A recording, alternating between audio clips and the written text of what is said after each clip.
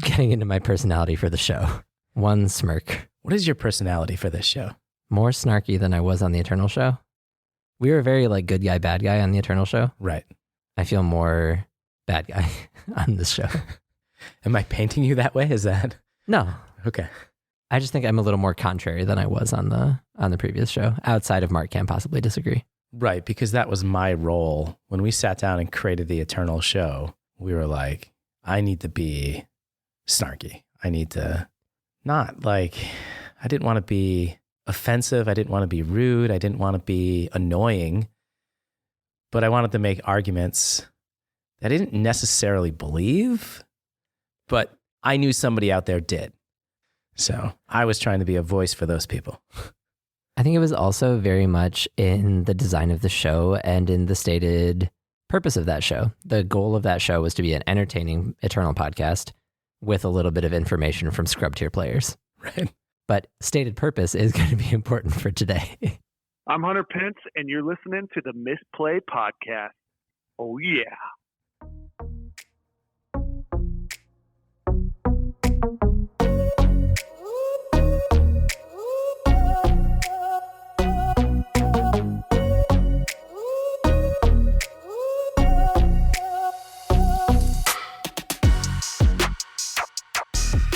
Hello, and welcome to the Misplay, where we forget to publish our newsletter. My name is Mark. My name is Jason. I think I'm going to get tired of saying it eventually, but the beginning of the school year has been really busy. Sure. And I debated even making that the opening Misplay, because we're like, do we want to keep telling people that we're not doing everything we're supposed to be doing? But again, it is the process.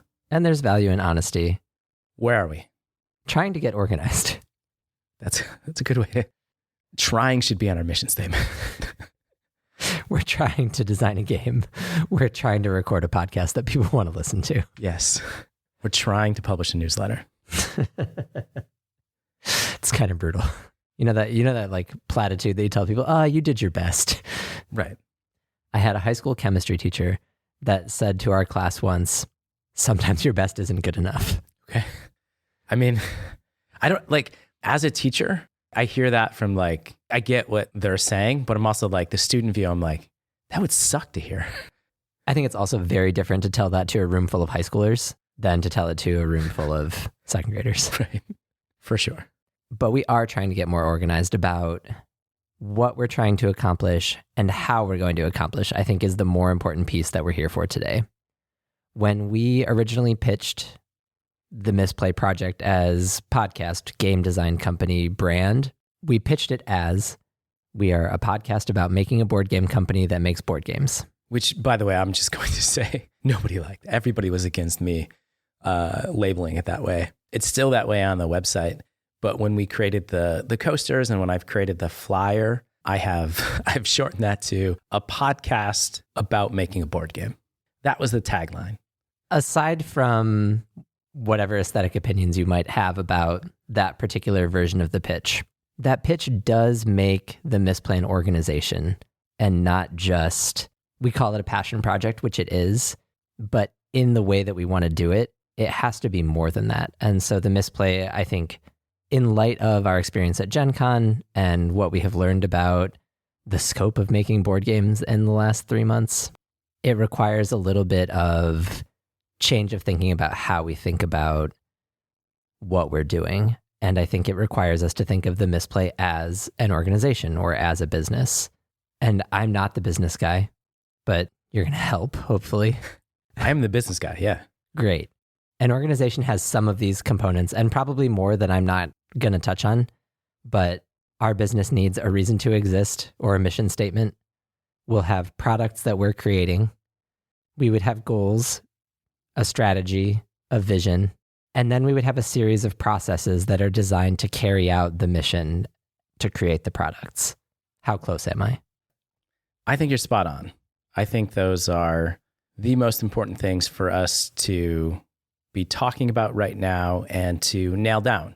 There's a lot more that would go into it if we were creating, a 50-page business plan. But starting with the mission, the reason to exist, I like that you phrased it, reason to exist. That would be a funny thing to see on a PowerPoint presentation. Our reason to exist. I don't think most employees embody or care about their company's mission statement. I think it's important, and we do it in a way that isn't like somebody reads it and goes, oh, okay, whatever. The Chat GPT wrote that, right? And we looked at a couple of mission statements. We looked at Stonemeyer's. We looked at Friendly Skeletons. And I'll give you Stonemeyer's. Stonemeyer says, we believe in creating memorable, beautiful, fun games. What employee there doesn't like that, right? I mean, I like that one. That's like very to the point. It's simple, but it also conveys a very nice message. And it does a good job catching the tone, the quality, the affect of what their company aspires to, which for me is what the mission statement is for. We also looked at the Friendly Skeleton mission statement, where their mission is to make games that are easy to play, inclusive, and affordable. We believe that everyone should be welcome at the table, and it's our mission to bring more people to the table to spread the joy of this hobby. Whether it's your first or 1,000th time playing, we hope these bones give you a good laugh and a night of fun. And I really like they had an article that went with it explaining how they got there and their process in creating that mission statement. I would also argue their products are very true to their mission statement. Speed Colors, which we both bought. Yeah. I'm teaching my class how to play that game right now. Yeah. There are not a lot of games that I can sit down and teach in such clear systematic parts that are part of the game's design already. Yeah, and I recommended the game to somebody on Reddit this week, and I think Friendly Skeleton would like the nod to the inclusion part of their mission statement. There was a post on Reddit this week where somebody had said, my friend is having some challenges, and we want to play a board game where you don't have to talk, where you don't have to speak. And I said, Speed Colors. And in that spirit, we want our game and the work that we do as the Misplay to be reflective of our mission statement, but that's going to require us to reimagine it and clarify it for ourselves of like, what do we envision for the game and the show? The show is like the second half of that, right? There's always the game and then there's the show as well. So linking those is going to be part of the challenge. And we're more practiced at the show. And so a lot of what we're going to be doing for, I don't know if this is jumping ahead too much, but a lot of what we'll be doing is talking about the game design, the company, the systems part, because our podcast process works pretty well for us. Your next point was goals, strategy, vision. When you wrote it as the non-business person, what were you thinking? I was thinking about it in terms of what we need to do and what we want to accomplish from now to the end of the year. And so for me, what goals are the steps along the way, the things, the concrete things that we need to make, create, have in place, and be able to use in order to reach kind of the longer term goal. So it comes to me because of the conversation that you told me you had with Mike C about goals at Gen Con. When I was walking the exhibition hall with Mike C, he had asked me at one point what our goal was. And initially I said, well, my goal is to launch a game on crowdfunding. And he goes, that's easy. You can do that. And I was like, oh yeah, I could just I can make anything and put it on crowdfunding. Like, goal accomplished, right? I can grab MMA Gauntlet right now, draw some pictures, upload it, and create a page. There, I've launched the game. And then I was like, oh, well, it has to be good. Like, okay, so then we're redefining that goal. We have to create something that we think is good, that we're proud of on Kickstarter. I think we do need to really define better what that end goal is, that it isn't just putting something onto crowdfunding. Because the reality is, as Mike C was talking about with me, we can do that now. We can put anything up there. We can put Supermarket Game up there. It's not very good. No one's gonna donate money to that except for my mom. Maybe not, I don't even know.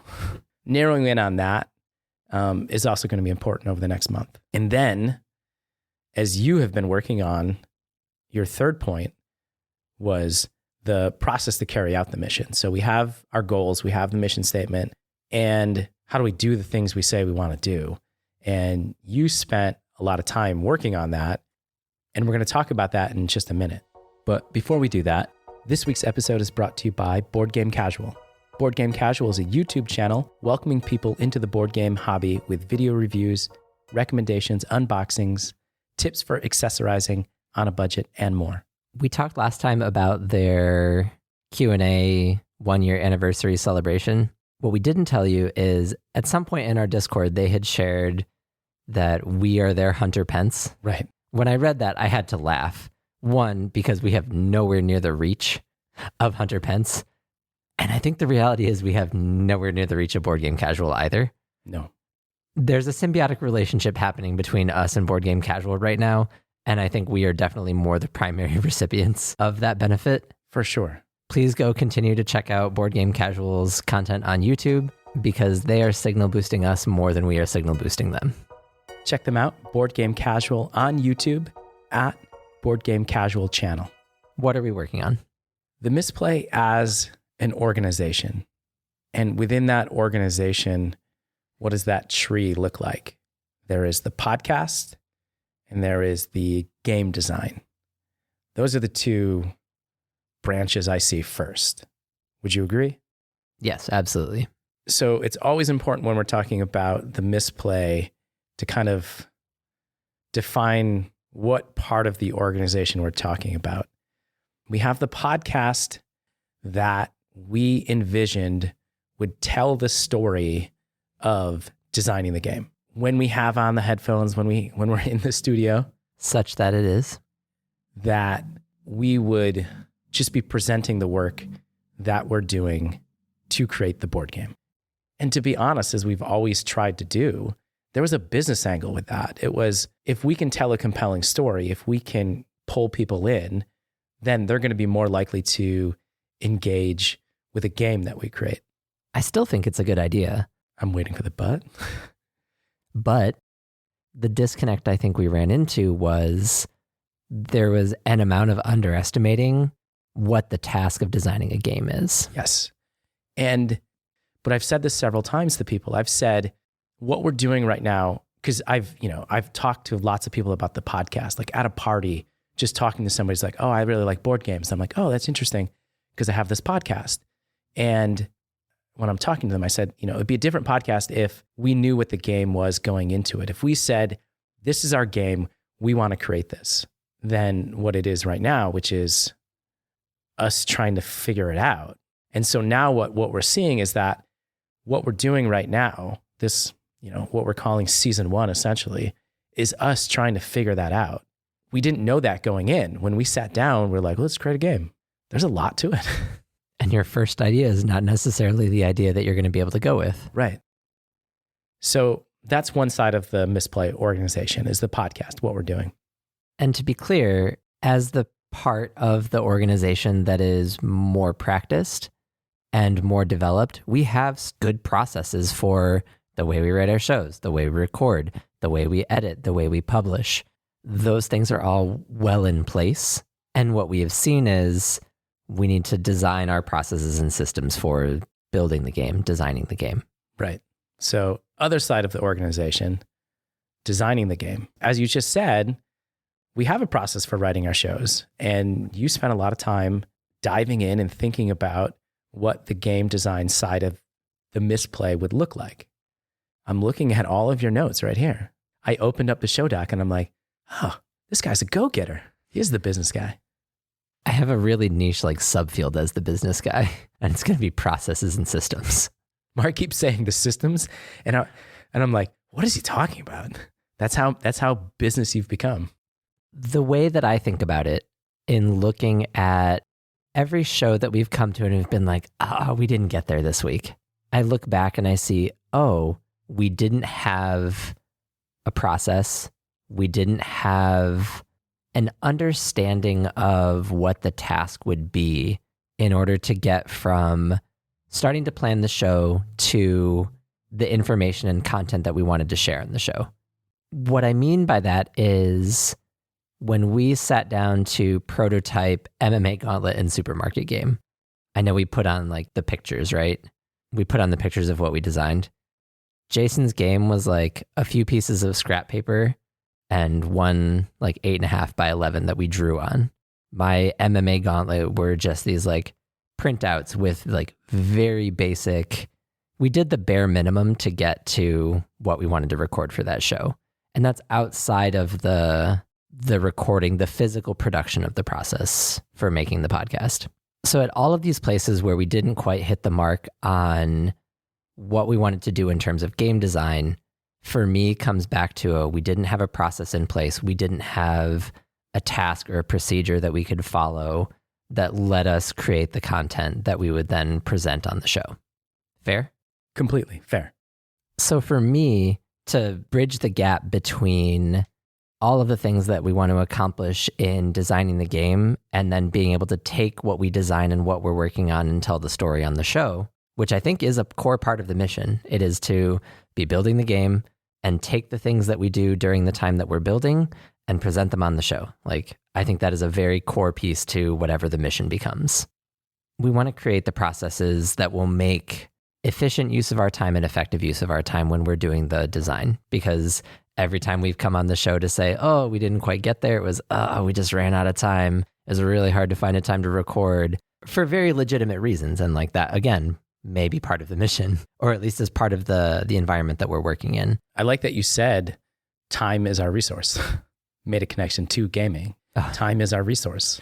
I see what I did there. Yeah. I see what you helped me do there.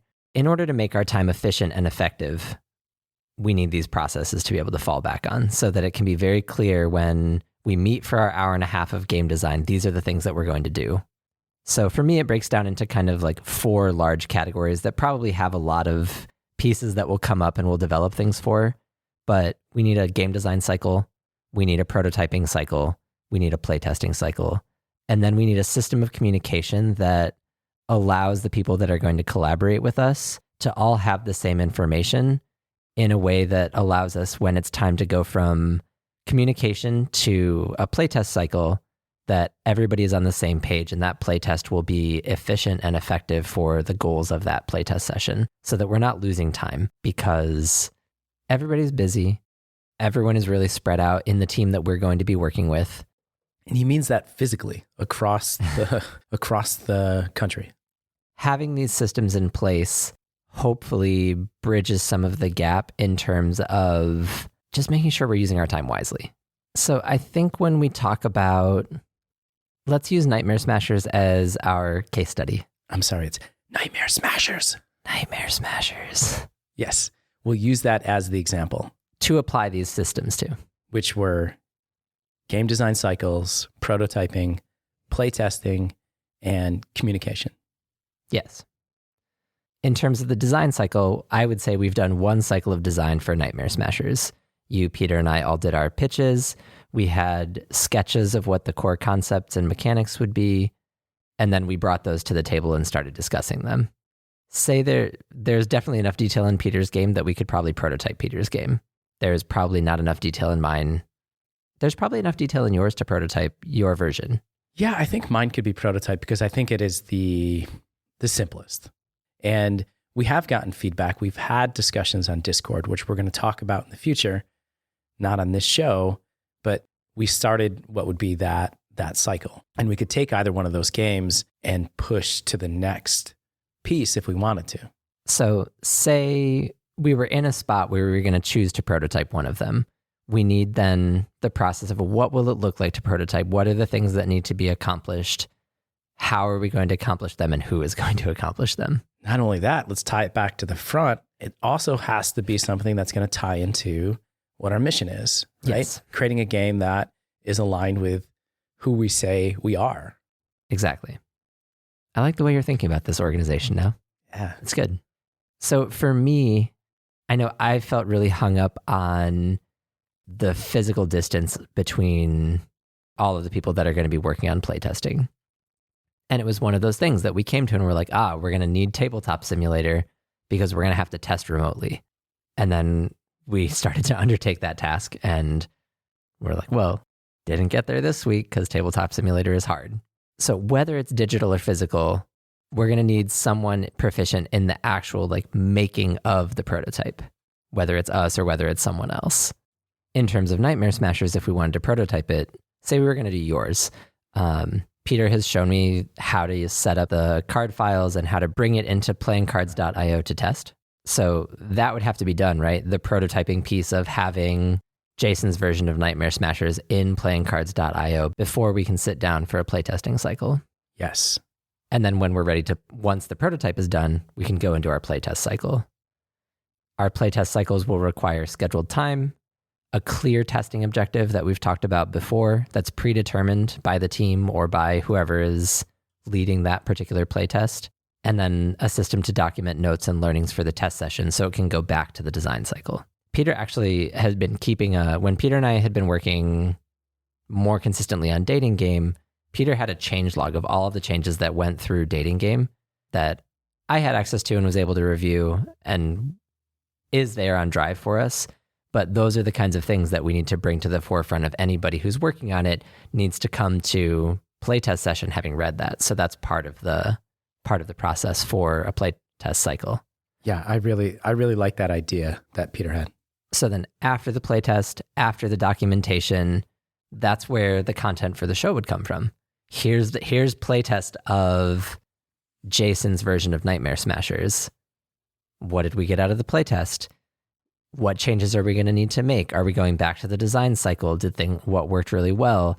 And I think that's how we get to tell the story of where the game is and where the game is going. But again, it requires all of that. It requires the process behind the scenes for us to have something that can be distilled into a cohesive story that we can follow and that listeners can follow.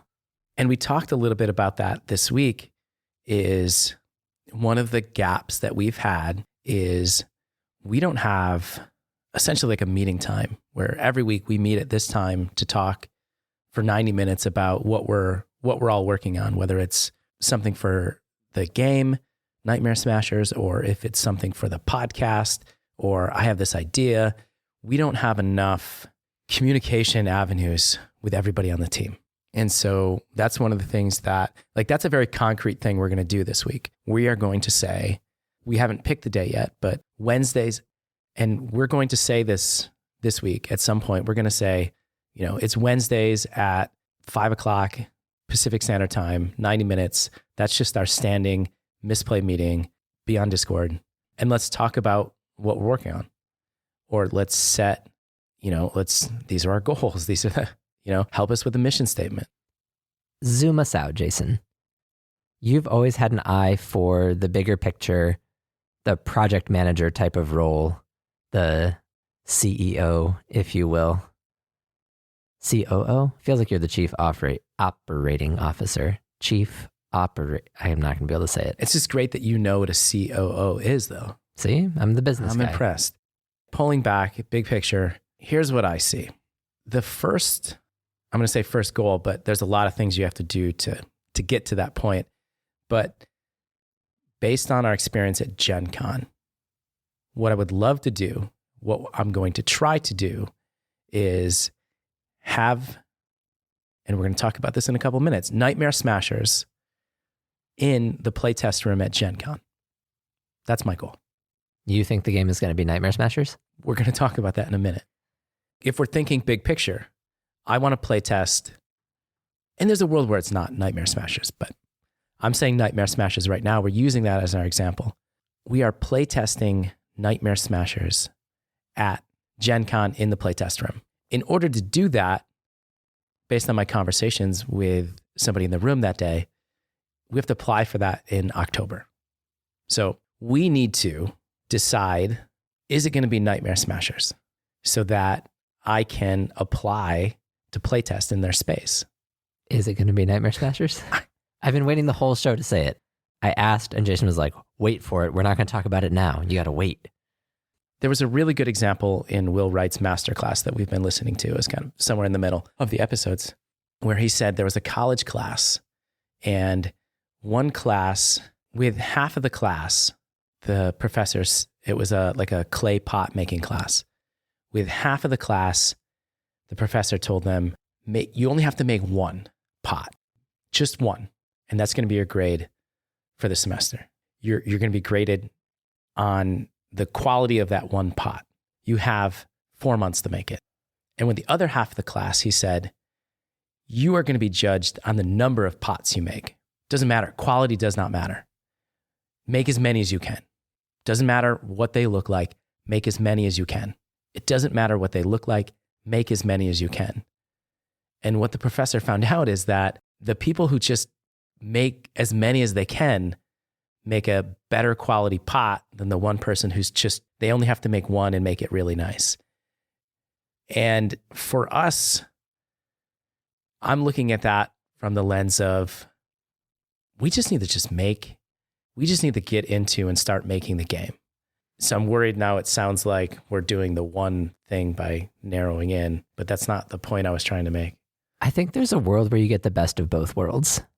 And it started with Peter's idea. Peter's idea for our Nightmare Smashers pitch was each of us pitches our own version, right? Nightmare Smashers can be the game.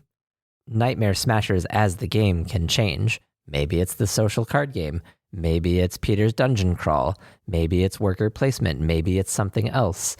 You could have the assignment be make your flower pot, but you can approach it through make one flower pot, and that pot is Nightmare Smashers.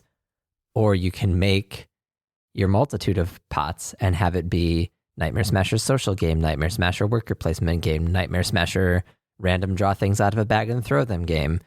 You can have both. So that, I think, is the plan, because I want to get to the point that we start essentially what we keep calling in our head season 2. I want season 2 to be us creating Nightmare Smashers. That's what we're talking about now. That is our focus. And the process of creating that one specific game where we're not creating other games and talking about it on the show. To get there, I think by the end of this year, December 31st, that is what I'm saying is kind of like that. I know it's like, feels arbitrary, but it's also like it'll be 1 year. If we can say at the end of this year, this is the game we're going to create. And then next year, January 2025, this is us creating that game. This is the process. This is what's happening. We're going to get all the systems in place that you've been talking, all the systems in place so that come January, we're just like fully operational, building this game, and we can talk about how we're doing it and the specific processes that we're using. We can get us to next August where we're playtesting it at Gen Con in the room. That's my big picture goal right now. I think we have our work cut out for us. You and I have not talked about this. Oh, right? We both came into this episode working on different things. And I said, well, I'm going to give the big picture idea. And Mark said, systems. And so I'm saying that to you right now. You think that's achievable? You think we can do that? Do you think that makes sense to you?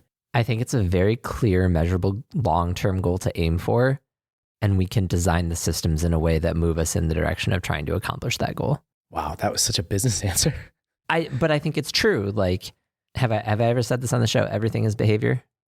I'm not sure. Okay, everything is behavior. It's just the way that I see the world. Obviously, I've heard you say it 100 times. Sure.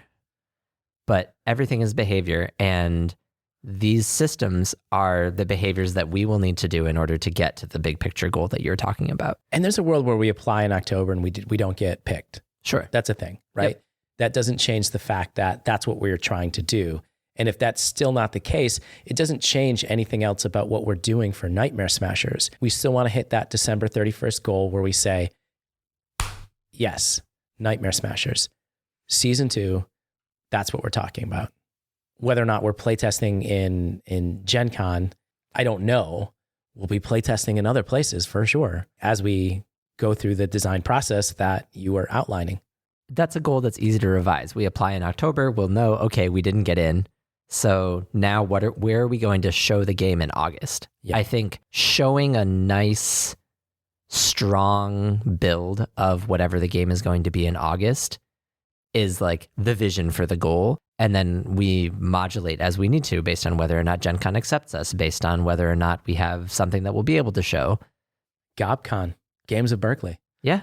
The thing we went to. That was great. That was the first Misplay thing we ever did for the board game. I think showing the game in August as kind of the goalpost, that's the target. I like the way you reframe that. Hopefully at Gen Con. if not at Gen Con, somewhere else. What's next for us then? I don't think we want to come on the show next week and read all of the procedures that I write. That doesn't sound very fun. No. I think next for us then is to really go into another design cycle. Like we'll take a process, we'll take the system that we're trying to build for game design, and we'll test it with a version of iterating on Nightmare Smashers, one of them. One of them. Or a new one, who knows? I'm not going to make a new Nightmare Smashers. I have ideas. Let's go. Bring them to the show next time. Next week. The Misplay Podcast is brought to you by Mike C., Missy, JP Savard, Parney, Kyle Flowers, Odd Joes, Brian, Bins, and Peter. Consider donating at patreon.com/themisplay. If you'd like to become a featured sponsor of the show, find our FAQ in Discord.